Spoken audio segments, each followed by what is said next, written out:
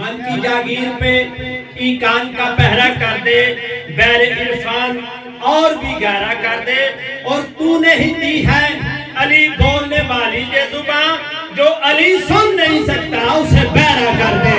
دنیا بھر کی طرح اسپین کے شہر بارسلونا میں امام بارگاہ مرکز ولایت القائم سینٹر فاطمہ فاؤنڈیشن میں بسلسلہ 13 رجب ولادت با سعادت مولا علی علیہ السلام نہایت جوش و جذبے سے منایا گیا۔ مقررین نے امیر المومنین حضرت علی علیہ السلام کے ظہور اور ان کی زندگی کے موضوع پر خصوصی خطاب کیا۔ انہوں نے کہا کہ حضرت علی علیہ السلام خانہ کعبہ کے اندر پیدا ہوئے، یہ واقعہ اپنی جگہ بجا اور بہتر ہے کہ خداوند عالم نے ارادہ کیا ہے کہ ہمارے امام اور پیشوا کو ایسی جگہ پیدا کریں جو سارے عالم کے مومنین کا قبلہ ہے۔ پاک و پاکیزہ ہے وہ پروردگار جو ہر چیز کو اس کی اصل جگہ پر رکھتا ہے۔ اس موقع پر مومنین نے ایک دوسرے کو مبارکباد دی، سب نے مل کر کیک بھی کاٹا۔ جشن ظہور پر نور کے آخر میں لنگر کا اہتمام بھی کیا گیا۔ ذاکر اہل بیت سید صبغت الحسن، سید حر حسین، سید حیدری، اویس حیدری، کلب عباس، سید مبشر حیدر، ابرار ہاشمی، سید اظہر عباس نقوی، سید حسین شاہ نے اپنے مخصوص انداز میں جشن کو چار چاند لگا دیے، جبکہ علامہ سید زیگم عباس نقوی نے فضائل امیر المومنین علی علیہ السلام کی کرامات پر خصوصی روشنی ڈالی۔